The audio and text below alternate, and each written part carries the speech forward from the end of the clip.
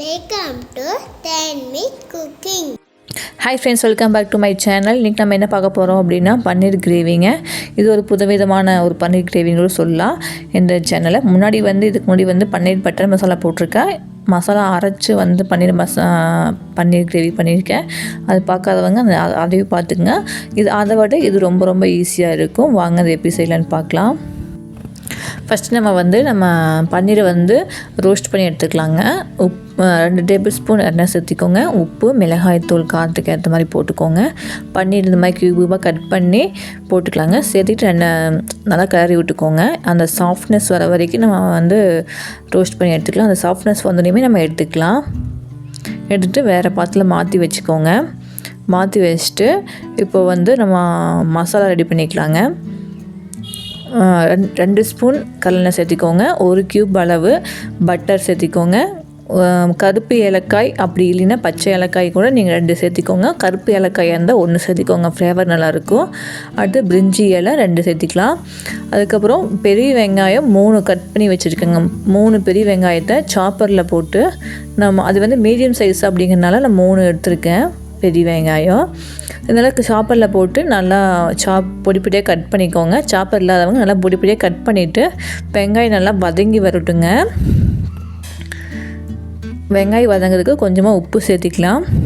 இப்போ வெங்காயம் நல்லா அந்த கோல்டன் ப்ரௌன் வந்தோடனே நம்ம தக்காளி 2 தக்காளி அரைச்சி வச்சுருக்கேங்க. அதையும் நம்ம சேர்த்திக்கலாம். 3 பெரிய வெங்காயம் அப்படின்னா 2 தக்காளி சேர்த்திக்கோங்க, கரெக்டாக இருக்கும். தக்காளி நம்ம அரைச்சி சேர்த்துறப்போ அந்த கிரேவியோட கன்சிஸ்டன்சி கரெக்டாக வருங்க. தக்காளி பேஸ்ட்டு சேர்த்திட்டு இஞ்சி பூண்டு பேஸ்ட்டு 2 ஸ்பூன் நம்ம சேர்த்திக்கலாம்.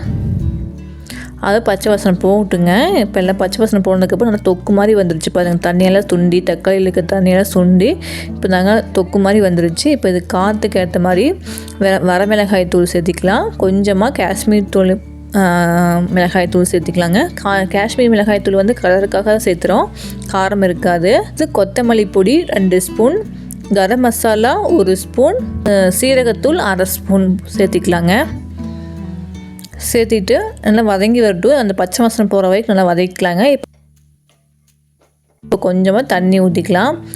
இப்போ 3 கிளாஸ் தண்ணி அளவு நான் சேர்த்திருக்கேன்.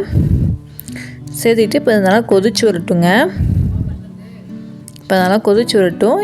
இப்போ நான் முந்திரி பருப்பு பாலில் ஊற வச்சுருக்கேன். முந்திரி பருப்பு பாலும் ஃப்ரெஷ் க்ரீம் இல்லாதவங்க பால் சேர்த்திக்கோங்க. சேர்த்திட்டு நல்லா பேஸ்ட் மாதிரி அரைச்சி எடுத்துக்கோங்க. இப்போ தண்ணி நல்லா கொதிச்சு வந்துடுச்சு, கொஞ்சம் திக்காயிடுச்சு. இப்போது இதில் நம்ம முந்திரி பேஸ்ட்டு பாலும் நம்ம சேர்த்த போகிறோங்க. ஃப்ரெஷ் க்ரீம் இருந்தால் சேர்த்திக்கோங்க. ஃப்ரெஷ் க்ரீம் இல்லாதவங்க பால் அடித்து கூட சேர்த்திக்கலாம், நல்லாயிருக்கும்.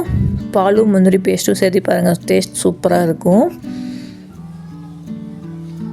இப்போ இதுக்கு உப்பு பத்தலைன்னா நீங்கள் உப்பு மறுபடியும் சேர்த்திக்கோங்க. இன்னும் கொஞ்சமாக தண்ணி ஊற்ற போகிறோம். நம்ம முந்திரி அரைச்சி ஊற்றிருக்கோம் அப்படின்னா குழம்பு கொஞ்சம் திக்னஸ் கொடுக்குங்க. ஒரு 5 நிமிஷம் நல்லா மூடி வச்சுக்கோங்க. அந்த பச்சை வாசனை நல்லா போகட்டும். நல்லா கிரேவியும் நல்லா சுண்டி வந்துடுங்க, நல்லா திக்காயிரும். இப்போ கடைசியில் கறி மசாலா தூள் 1/2 ஸ்பூன், மிளகுத்தூள் 1/2 ஸ்பூன் சேர்த்திட்டு கஸ்தூரி மேத்தி அதுவும் 1 ஸ்பூன் போட்டு கையில் இது மாதிரி போட்டு நல்லா தேய்ச்சி சேர்த்திக்கோங்க. அப்போ தான் அந்த ஃப்ளேவர் நல்லாயிருக்கும். அவ்வளோதான். இப்போது கடைசியில் நம்ம பன்னீர் ரோஸ்ட் பண்ணி வச்ச பார்த்திங்களா, அந்த பன்னீரை நம்ம சேர்த்திக்கலாம். ஒரு 5 நிமிஷம் கொதிச்சாலே போதுங்க.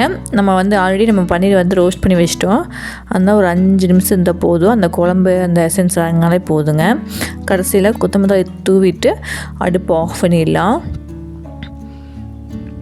அவ்வளோதான், ஒரு சூப்பரான ஒரு பன்னீர் கிரேவி. ரொம்ப ஈஸியாக பண்ணிடலாங்க. முதல்ல நம்ம செஞ்சுட்டு மசாலா அரைச்சி சேர்த்துவோம்.